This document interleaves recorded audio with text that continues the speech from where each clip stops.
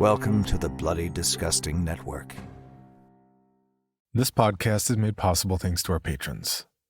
Please join me in welcoming and thanking new patrons: Christopher Forrest, Matt Daughtry, Denise Freeman Lamazny, the macabre blacksmith of Toledo, Ohio, Alicia Marlowe, Rhiannon, Solides, and Rebecca Lambert. Our supporters over at Patreon get immediate access to all live productions early and commercial-free, and the rewards go up from there to include instant access to over 500 stories and counting, not to mention the 4 new stories added every week. There are also logo merch tiers whose proceeds go to suicide prevention charity. And if you sign up for the yearly membership, you'll get 12 months for the price of 11 as a special thanks. As a special promotion, from right now until January 31st, 2022, all new and returning patrons at any level will get a creepy logo fridge magnet as a special gift. Just make sure to include your mailing address so I can get the rewards sent out in February. To see how you can support the podcast and get rewarded, with even more rewards up until January 31st, and for your rewards to have an impact on others, please check out the donation tiers at patreon.com/creepypod. And that's not all we have for listener gifts this time of year. I know not everyone's in the position to support the show, and I'm just grateful that you're listening. So as a special end-of-the-year bonus to listeners, we're going to be running the audiobook narration of T.W. Grimm's novel, The Promises We Make in December, narrated by our own Joe Stofko. Listeners will know T.W. from his Uncle Henry's Farm series, and Joe from the title role of Uncle Henry. Chapters will run all week from Monday to Friday as we end 2021 the best we possibly can for all listeners. From everyone here at Creepy, hoping you all just the darkest, scariest, and most unsettling New Year's. You know, in a good way. Now.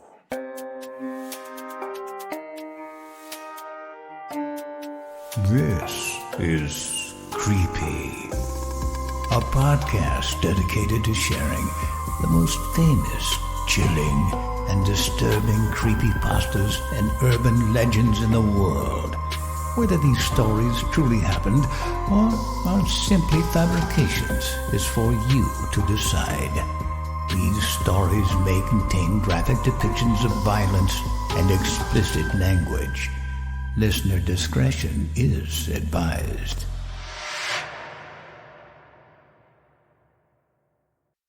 Creepy presents The Naughty List, written by Callum Brooks. A few years ago, I did something terrible. Something I really wish I didn't. Something I can never take back. It all started when my girlfriend, ex-girlfriend, broke up with me. I know this might seem trivial and just a part of life and growing up as a person. However, unfortunately for me, it had the complete reverse effect. I know you all think I'm childish, and I just need to take it on the chin and deal with it, and you'd be right. But I didn't. I just didn't. I was hurt. More than hurt. I was offended. Insulted. I mean, how could she?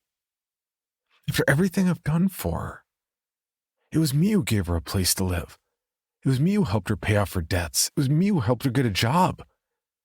And she wants to throw it all back in my face? I wasn't going to allow that to occur unpunished. I now know it was petty. And I was wrong. I was so very young. But you have to understand I was desperate. I was hurting so deeply. It honestly felt as though my heart was aching. It was throbbing so hard I honestly thought at any point it would explode and kill me instantly. I know that sounds dramatic, and I'm honestly not looking for sympathy. I'm not. I don't deserve it. I'm not the victim here. Well, not anymore. I made sure of that. And I'm sorry.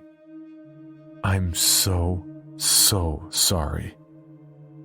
I wish I just took my own life instead. Then maybe none of this would have ever happened. I was so down and furious. I couldn't even sleep. I was just so frustrated. I was angry. I honestly could feel my body shaking with rage. I got up with hatred and darkness in my heart, and I booted up my laptop. I wasn't and am not a stranger to the dark web. I've spent countless hours trying and failing to navigate it to quell my boredom. I only ever found the usual rabbit holes, falling into the typical drug and honey trap sites and forums. Lots and lots of forums. And although I didn't really know what I was looking for, or even where to find it if I did, in truth, subconsciously, I guess in some way I knew. I just wanted for her to hurt. I wanted her to hurt like she hurt me. I wanted her to feel the embarrassment I'd felt and suffered at her hands. My original plan, although very distasteful and wrong of me, wasn't malicious in intent. At least, not violent anyway. I just wanted to humiliate her like she had humiliated me. I still had photos and videos of her from our time together. You know, personal, shall we say, videos and photos of her. And in my pent-up anger and depressed state, I thought it was a good idea, and a just idea, to use these against her. I see now I was wrong from the start, but I wish... how I wish I had just done that. As awful as it seems, that was nothing to what I actually did. I couldn't find it. I just couldn't. I wish I'd given up. But of course I didn't. I kept digging and digging, clicking link after link until eventually I clicked on a link and found something that caught my attention. It was a forum called The Naughty List. On it read a question. Do you know someone who has been bad? If so, maybe you should put them on the naughty list. Perfect, I thought. This has got to be it. I'll upload all my personal photos and videos on there and maybe even link her social media, and we'll see who's laughing then. I thought about adding her address, but as she was back living with her family, even I drew the line there. And I know how noble I was. I'm so pathetic. The forum wasn't what I expected, though. You couldn't just upload to their homepage. There were different sections to it, or punishments, as they called it. I remember thinking how dramatic, how dumb and naive I was. There were several different sections. Elf on a Shelf, Krampus Cramps, and Frozen Fields, among others. Yeah, I know, very Christmassy, right? I thought so. Kinda made me chuckle. I guess that's why I just didn't think this was that serious. A schoolboy mistake. And as you all know, mistakes always have consequences. Anyway, with the sections, Elf on a Shelf kind of made me crack half a smile. But that's not what I went with. I chose something called Slay Snatcher. I don't know why I did. It was just kind of funny to me. After clicking on it, I had to wait a good minute and a half before the bright white page loads up, filling a few black text boxes and text that read, Santa is waiting to write up his naughty list. Please fill in the details and he'll do the rest. Cute, I thought. I just thought it was kind of stupid. But that's what I did. I filled it in regardless. Name, age, birthday, links to the person's social media. It was all there. Everything I was so desperately looking for. And of course, photo uploads. Jackpot. I remember slimily smiling to myself, half cackling in the process, It wouldn't allow me to upload any videos, but the photos were more than enough for me. It also asked for the person's address, but as I've previously said, I wasn't really ready to go that far. But I did write in her hometown, our hometown. Something I really wish I didn't do. I just wish I didn't do any of it. After I'd finished putting in her information, without even a moment's hesitation, I clicked submit. After a few seconds, a little text box appeared asking, "Are you sure? Santa won't forget. He checks that list twice. All names are final." I smugly pressed yes. And that was that. Perfect, I thought, until I was redirected to another page. It took a few minutes to upload, but when it did, it caught me off guard. It said simply, "Thank you for submitting to the naughty list. We really appreciate it. Sit back, relax, and Santa will slay snatch those ho-ho-hos. Santa will empty his sack and then put them in one. He knows when you've been naughty." This took me back a bit. It took me a few seconds to process what it was saying, and I just laughed. As awful as that sounds, it's true. I mean, come on. It was gross and, yeah, admittedly sick, but it was kind of funny, and there's no way it could be real anyway. I didn't care. I'd achieved my goal. I thought, job done. It's all uploaded and people will see them and message her on social media. Then she'll be humiliated. She'll be the one pushed down in the dirt. So, feeling better about myself, I calmly and confidently shut down and wiped everything correctly, making sure I couldn't be traced or implicated in any way. I was already heavily protected, I knew that. But as anyone who uses the dark web will tell you, it's better to be safe than sorry. The next morning I awoke with the biggest, most disturbing smile I have ever produced. I honestly must have looked like the grinning Cheshire Cat from Alice in Wonderland. I was so damn pleased with myself. Looking back on it now, it honestly makes me sick. I couldn't wait to see the fruits of my labor. I was so excited to see her suffer.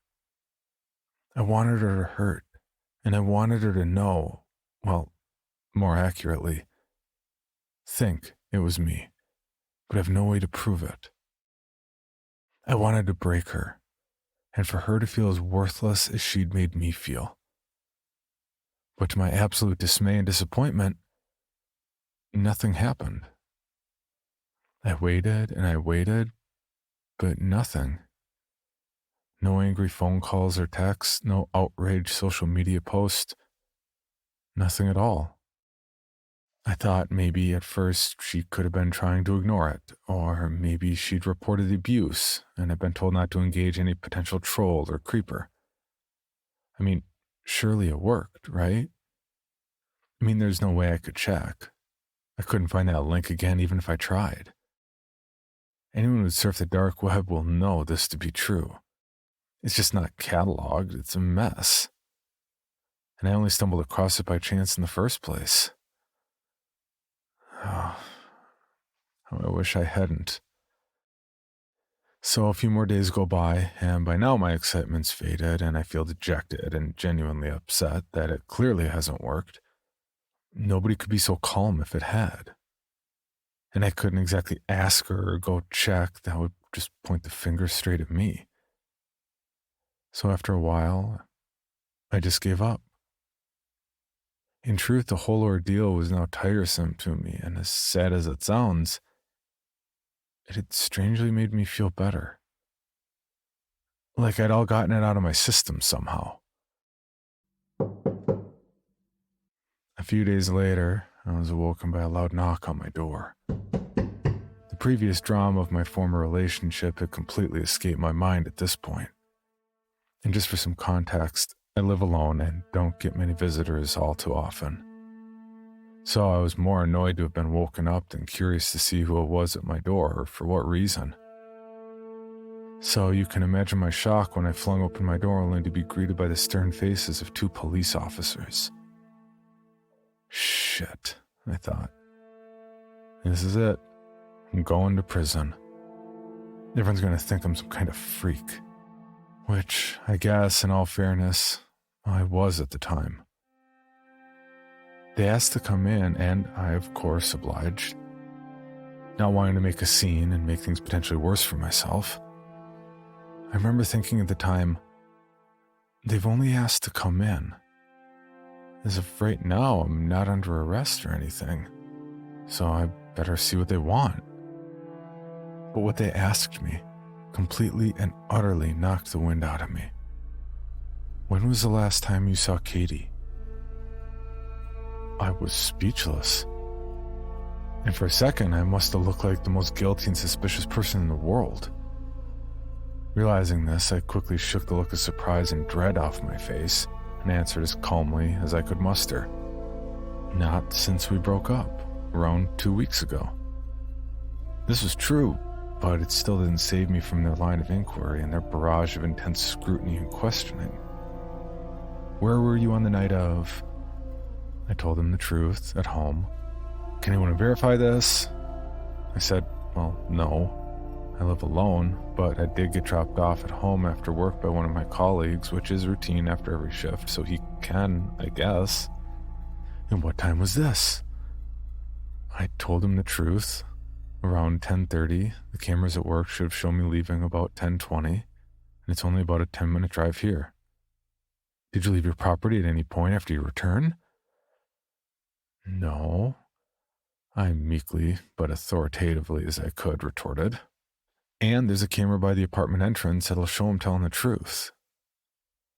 His face and an intense stare of concentration in my eyes seemed to waver and loosen ever so slightly. So I thought I'd push my luck and ask, what's all this about? He stated that although he can't give me the details of the ongoing investigation, Katie had been reported missing and had not been seen for close to a week. She was last seen by her mother leaving their home to shop and browse the stores, but never returned. The police officers left soon after that and actually thanked me for my time. They did check the CCTV, and with my boss and colleague who confirmed my story that I was telling the truth. Days turned into weeks, and still nothing. It seemed as though she'd just vanished into thin air. I couldn't believe it. It couldn't, could it? It couldn't have been because of me. I thought maybe it's possible some creep stalked her socials and found her address after I posted them along with the images, but surely it just had to be a coincidence. That stupid form couldn't be real. I mean, Santa's naughty list? Come on. Get a grip, I thought to myself. The longer it went on, the more horrible I felt. I knew I wasn't physically responsible, but in one way or another, I'd caused this, or at least put the wheels into motion. I felt just as guilty as if I'd done something to her. I mean, this is the girl I once loved, the girl I still love, and I had done this. I had caused this. And her poor mother. They'd been estranged for years, and it was me who finally got them to reconcile, and for what? So I could just destroy her worse than she could have ever possibly envisioned? I couldn't live with myself, with what I'd done. I tried to get on normally with my life, but it was hard. I couldn't sleep. I couldn't eat. And you know something? I knew I deserved it. I would cringe every time I caught myself feeling sorry for myself. I'm no victim. I'm a monster. A wolf in sheep's clothing. I deserved it, not her. I was selfish. I was disgusting and pathetic. I was weak. I was so very weak. I took to drinking to make myself sleep. Anything to numb the pain. Anything to get the image of her face and the sounds of her screams out of my head. I couldn't go to the police. How could I? If I confessed, my life was as good as over. Selfish as it was, I just didn't believe it would even help find her if I did. Maybe I was just being a coward. But it was hopeless. She was gone. I waited every morning for an update. Every no new information today update killed a little piece of me. Each and every time. It was torture. Until one day, they did find her. But as I'm sure you can all already tell, this story doesn't have a happy ending. It was weeks. But she was eventually found in an old abandoned factory in the outskirts of the next town over. I just couldn't believe it. I could feel my throat tighten to the point I was struggling to breathe when I heard the news. Please, no, I thought. In my head, I was begging and pleading with whoever, whatever, could hear me that it must have been some kind of mistake, a mix-up. That it wasn't, it couldn't be down to me. But unfortunately, it was no mix-up. There are no mistakes when you answer, yes, I'm sure I wanted her to suffer. And I guess I got my wish. She was found stuffed down one of the now defunct chimneys. Her body was stuffed inside a sack. A toy sack. I couldn't believe it. I felt sick. I feel sick thinking about it now. This must be some kind of sick joke. I kept trying and failing to convince myself. I felt my body tremble. She was found completely naked. Her body had been badly deteriorated at this point, but they knew it was her. They knew because stuffed into her eye socket was a small piece of paper. A small piece of paper that read, "Naughty list. Katie. You should have been good." I blacked out. I collapsed where I was standing and I hit my head pretty hard. When I regained consciousness, I hoped, I prayed it was just a bad dream. But of course it wasn't. It was real. It was all real. And it was all because of me. And I'm sorry, Katie. I'm so sorry. I'm sorry for what they did to you. I'm sorry for what I did to you. I have to live with the guilt every day. Not a day goes by that I don't think about confessing or ending my own life. In some sick way, I sometimes think that would make up for it. Or at least make us even somehow. Even though I know that would be impossible. I can't imagine what they did to you, what they put you through. I can't imagine the fear and terror you must have felt. I can't imagine your final thoughts or how confused or alone you must have been.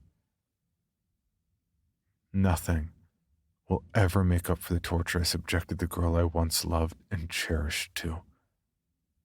All because of my own ego and misguided sense of pride and self-worth. I wish I could take it all back. I really do, but I can't. And that will sadly never be able to change.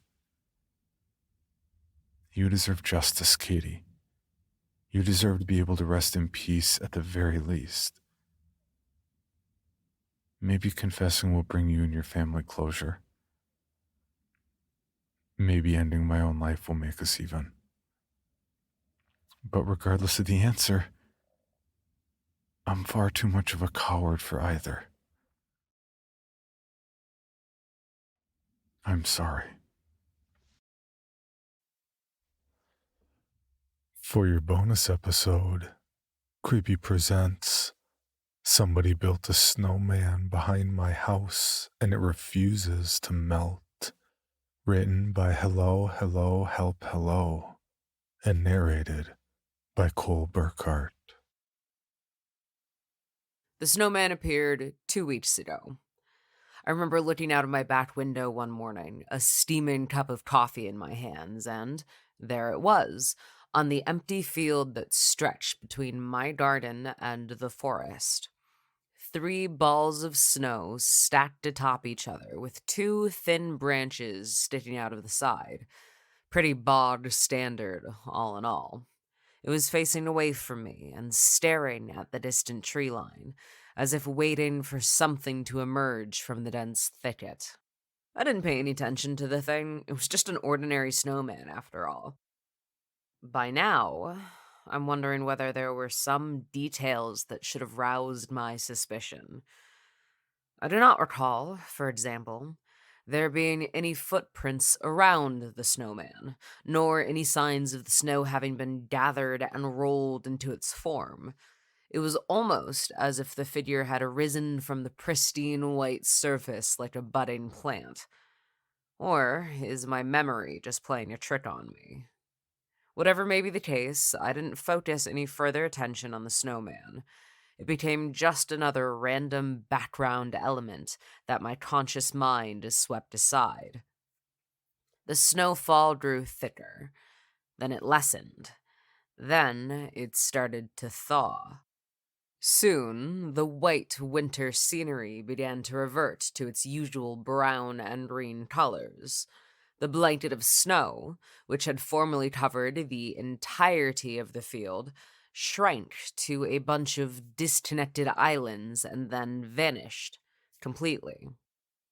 It was at this point in time that I took note of the snowman once more. Unlike the surrounding icy material, its body had managed to hold on to its form somehow. A last patch of white grew around its base in a vague circle. A strange sight, but not one I couldn't explain away. Of course, snow and ice would remain a bit longer when stacked more densely.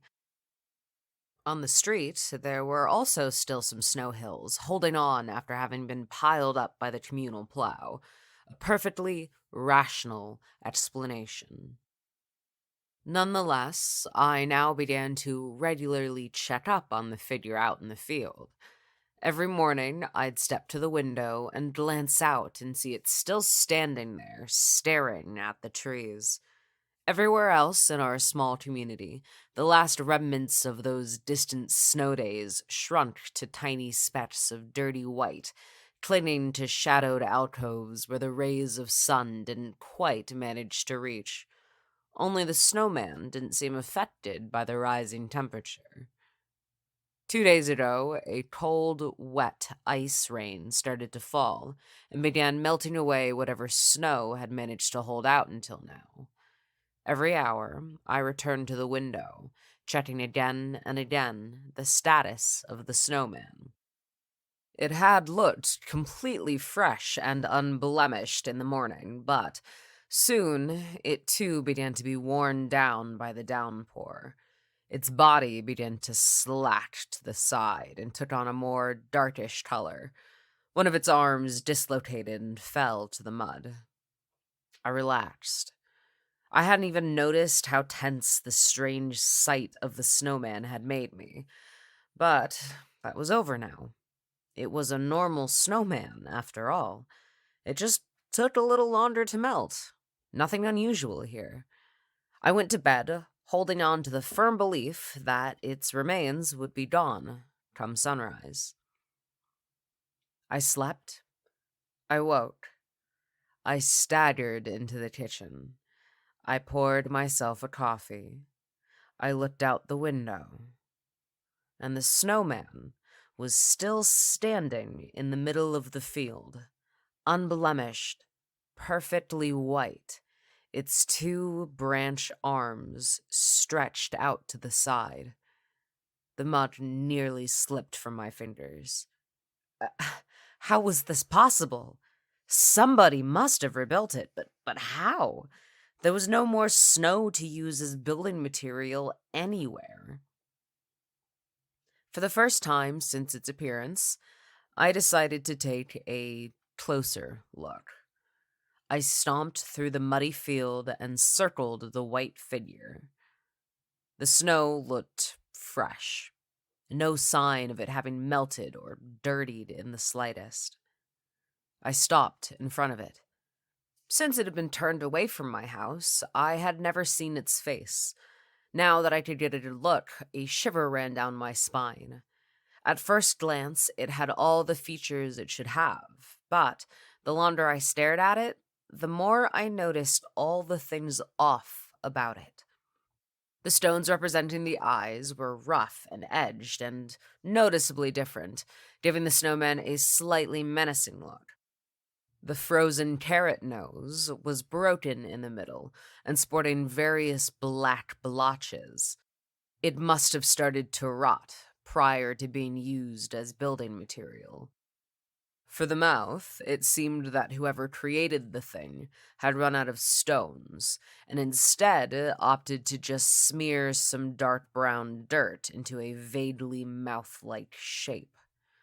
A slight feeling of disgust spread in my stomach. With a quick step forward, I crossed the remaining distance between me and the snowman and gave its icy body a shove. It toppled over without resistance and crumbled onto the floor, just like one would suspect from a regular snowman. Satisfied with its destruction, I made my way back home. The next morning, I awoke with an eerie feeling. A cold air spread through my bedroom and had managed to slip beneath my blanket, granting me an uneasy sleep. I was sure I had dreamed of the snowman's face. I struggled out of bed and headed to my bedroom window to check the backyard. And there it stood, just like every other morning. This time, however, its position had changed. Instead of staring towards the distant trees from the middle of the empty field, it was now facing my house, leaning at the wooden fence that marked the beginning of my garden. At first, a sense of terror crept through my stomach. My muscles clenched. The hairs in the nape of my neck prickled. I held my breath. Then, the moment passed, and I let out a short laugh. It's a prank. It must be some elaborate prank, after all. What else could it be? And those mysterious pranksters had nearly managed to get under my skin. I shook my head and went to shower and have breakfast. The snowman could wait. An hour later, I made my way through the garden. I could already tell from some distance that whoever built the snowman a second time had gone through the painstaking efforts to recreate its horrible face. The snow itself looked freshly fallen as well, despite the fact that it hadn't snowed in a week. This was quite the effort for some simple prank. The white figure had its claw-like branch arms resting on the fence. Its head was slightly angled upwards and to the side, as if he was focused on something. I turned and followed the gaze of its mismatching eyes. The feeling of amusement drained from my mind. The shock returned. It was looking right at my bedroom window. This didn't feel like a prank anymore. More like some sort of threat. Within minutes, I had grabbed the large shovel, which I had used to clean up the snow some weeks ago, and swung it at the snowman. It crumbled after the first few hits, but I kept smashing and smashing, making sure to grind its rotting carrot nose to a pulp during the process. I didn't expect this to be the end. Whoever kept recreating the snowman would for sure return. There was a long night lying ahead of me. This time, I'd stay up and catch whoever was responsible for this macabre joke. Home office thankfully allowed some flexibility when it came to my working hours, And so I stayed in the kitchen after the sun had set, staring at the monitor of my laptop and heading to the window every 10 minutes to glare out into the garden. The sky was clear, and the moon covered the landscape in its cool light. If someone was coming, I'd spot them for sure. I'd checked again and again and again, bouncing back and forth between the computer and the window. When the sun rose, I couldn't help but to feel a little bit silly. Nobody had snuck around my house. Nobody had rebuilt the snowman. Maybe the mysterious prankster ran out of snow or patience. At least I could head to sleep without worry. My footsteps faltered when I approached the stairs leading up to my bedroom. Something was wrong. A cold spread through the floorboards beneath my feet. The tiny rectangle of glass on my front door was covered in a sheet of morning frost. My breath exited my mouth in a slight fog. I took a step towards the door. The temperature seemed to drop even further. I put my hand on the handle. The metal was freezing under my touch. I pulled it open, and there it was, staring right into my eyes. Its disgusting features had been restored without fault. Even the smashed, rotting carrot nose had been replaced by an identical one. It looked just as it had the first day, save for one little detail. One of the snowman's arms had been repositioned. It was stretched forward, reaching for my doorknob. For even more from Creepy, including how to submit your own story for consideration, please visit creepypod.com. You can also follow us at CreepyPod on social media and YouTube. All stories told on this podcast are used under license and may not be rebroadcast or distributed without the express prior written consent of the story's author. Please contact us at creepypod@gmail.com for further information on obtaining the rights necessary to rebroadcast or distribute a particular story.